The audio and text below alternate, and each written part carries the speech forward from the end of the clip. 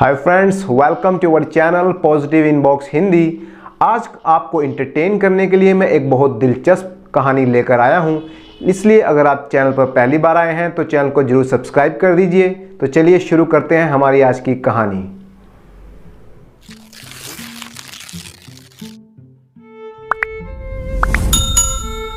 छोटे से गांव किशनगढ़ में रहने वाला मनोहर एक खेतीहर मजदूर था। वो दूसरों के खेतों में मेहनत मजदूरी करता और अपना और अपने परिवार का पेट पालता था। मनोहर की एक ही संतान थी, उसका बेटा सुंदर। मनोहर और उसकी पत्नी को सुंदर से बहुत ही आशाएं थीं। उन्होंने अपने बेटे के लिए लाखों सपने संजोकर रखे थे। वही उनके बुढ़ापे की लाठी था। सुंदर भी एक बहुत ही समझदार और सुलझा हुआ लड़का था। वो गांव की पाठशाला जाता और पढ़ने लिखने में भी बहुत होशियार था। सुंदर ने अपनी पढ़ाई अच्छे नंबरों से पूरी कर ली। पूरे गांव में उसकी खूब वाहवाही हुई। एक दिन मनोहर और उसकी पत्नी बात कर रहे थे तो पत्नी ने कहा, देखो जी, हमारा बेटा जवान हो गया है, हमें उसका ब्याह कर देना चाहिए। तो मनोहर ने जवाब दिया, अरे भगवान, ये समय उसके ब्याह का नहीं है। अभी तो उसे अपने पैरों पर खड़ा होना है। मैं तो उसे किसी बड़े नगर में भेजना चाहता हूँ, जहाँ जाकर वो कुछ काम धंधा या नौकरी करेगा। यहाँ गांव में तो बस मेहनत मजदूरी ही करेगा और हमारे कौन से अपने खेत हैं। इतनी शिक्षा ली है तो उसका फायदा भी तो उठाना होगा। इस पर पत्नी ने कहा, मगर सुंदर के बापू, सुंदर ने तो आज तक कभी इस गांव से बाहर भी कदम नहीं रखा। हम कैसे उसे बड़े नगर भेज दें? ना वहां कोई जान पहचान और ना ही ठिकाना।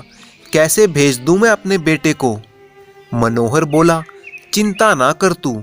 उस नगर में मेरा एक मित्र रहता है। हालांकि कई वर्षों से हम दोनों नहीं मिले, मगर मुझे पूरी उम्मीद है कि वो सुंदर को कोई ना कोई काम लगवा ही देगा। और इस तरह मनोहर ने अपनी पत्नी को समझा बुझाकर सुंदर को दूसरे नगर भेजने के लिए राजी कर लिया। उसी शाम मनोहर ने सुंदर को भी उसे दूसरे नगर भेजने की बात बताई।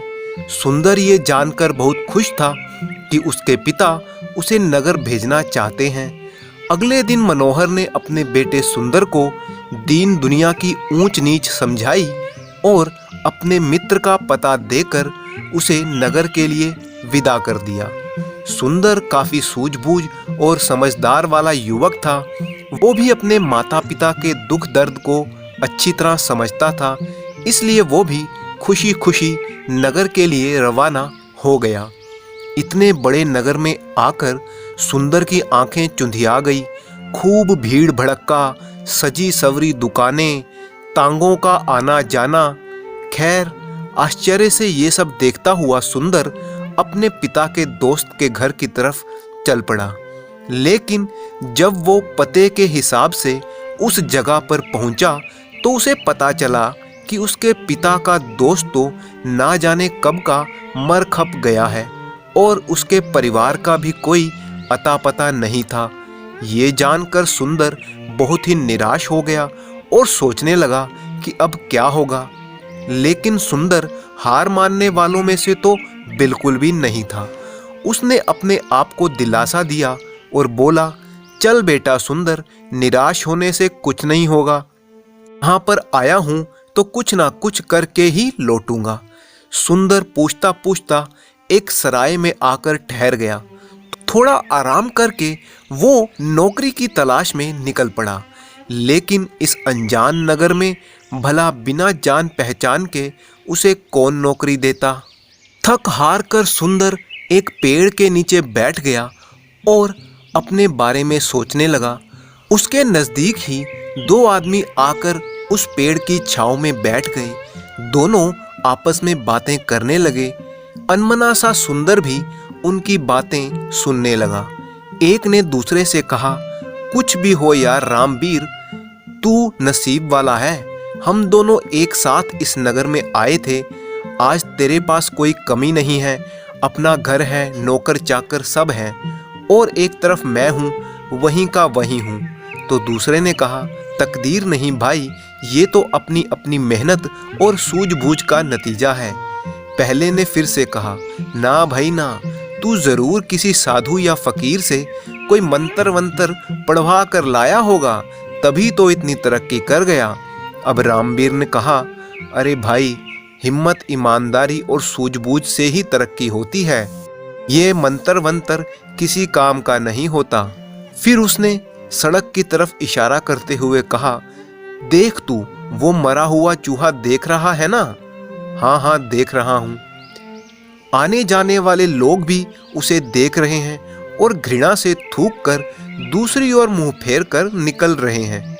अब सुन, कोई सूझबूझ वाला इंसान होगा तो इस मरे हुए चूहे से भी पैसे कमा लेगा। पहले वाले ने बोला, मैं समझ गया भाई रामवीर, तू चूहे की बात करके मुझे टाल रहा है। खैर कोई बात नहीं, नहीं बताना चाहता तो ना सही। फिर दोनों वहां से चले गए। लेकिन चूहे वाली बात सुंदर के मन में खलबली मचा गई। उसके मन में बार बार रामवीर की कही हुई बात गूंजने लगी कि सूझबूझ वाला इंसान उस मरे हुए चूहे से भी पैसे कमा सकता है।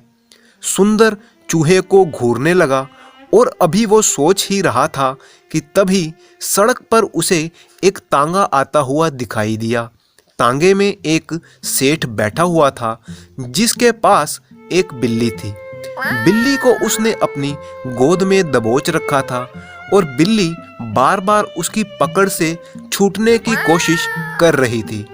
अभी वो घोड़ा गाड़ी सुंदर के आगे से गुजरी ही थी कि बिल्ली सेठ की गोद से कूदकर सड़क के किनारे वाली झाड़ियों में जा घुसी। ये देखकर वो सेठ चिल्लाया, अरे अरे तांगे वाले, तांगा रोको, मेरी बिल्ली कूद गई है। तांगा रुका और सेठ जी झाड़ियों की तरफ लपके। सेठ जी बिल्ली को बुलाने लगे, आजा आजा मेरी प्यारी बिल्ली, आजा। इसी बीच सुंदर और बाकी लोग भी वहां पर भीड़ लगाकर इकट्ठा हो गए। तभी सेठ फिर से चिल्लाया, भाई कोई इस बिल्ली को पकड़ने में मेरी मदद करो, बहुत ही खास काम के लिए ये बिल्ली खरीद कर लाया हूँ। जो भी बिल्ली को पकड़ने जाता, बिल्ली पंजे झाड़ झाड़ कर उस पर गुर्राने लगती। तभी कोई बोला, देख नहीं रहे सेठ जी, बिल्ली गुर्रा रही है, हाथ आगे बढ़ते ही झपट पड़ेगी। ये देखकर सुंदर के दिमाग में फिर से वही बात गूंजी कि कोई सूझबूझ वाला इंसान होगा तो मरे हुए चूहे से भी पैसे बना लेगा। उसने तुरंत सेठ से कहा, सेठ जी, अगर मैं आपकी बिल्ली पर काबू करके आपको लौटा दूं तो आप मुझे क्या देंगे? सेठ ने तुरंत कहा, भाई जो चाहे मांग लेना, बोलो क्या चाहिए? सुंदर ने कहा, बस एक नौकरी दिलवा देना। ये कहते हुए सुंदर ने दौड़कर वो मरा हुआ चूहा उठा लिया और वहीं से एक रस्सी का टुकड़ा ढूंढा और चूहे की पूंछ में रस्सी का टुकड़ा बांध दिया और सबको कहा, हटो हटो, पीछे हटो, देखो अभी बिल्ली झाड़ियों से बाहर आ जाएगी। सुंदर वहीं झाड़ियों के पास बैठ गया और वो मरे हुए चूहे को बिल्ली के सामने लहराने लगा। मोटा चूहा देखकर बिल्ली के मुंह में पानी आ गया। उसने बड़े ही मैत्री भाव से सुंदर की तरफ देखा और दुम हिलाती हुई सुंदर के करीब आ गई। सुंदर ने बड़े ही प्यार से उसकी पीठ पर हाथ फेरा और गोद में उठा लिया और बिल्ली को सेठ जी को थमा दिया। सेठ जी सुंदर की इस चालाकी और बुद्धिमानी से बहुत ही खुश हो गए और अपने वादे के मुताबिक वो सेठ सुंदर को अपने साथ ले गया और अपने ही पास उसको नौकरी पर रख लिया। सेठ को एक पढ़े लिखे और सूझबूझ वाले मुनीम की बहुत ही सख्त जरूरत थी। इस तरह सुंदर को अपनी बुद्धिमानी से उस अनजान नगर में भी एक अच्छी नौकरी मिल गई। अब वो वहां पर रहकर कमाता और अपने माता पिता को भी पैसे भेजता था। तो दोस्तों, इसी तरह की मज़ेदार कहानियाँ सुनने के लिए आप चैनल को सब्सक्राइब कर लीजिए। वीडियो को लाइक और कमेंट करना बिल्कुल मत भूलिएगा। आपका कीमती समय देने के लिए बहुत बहुत धन्यवाद।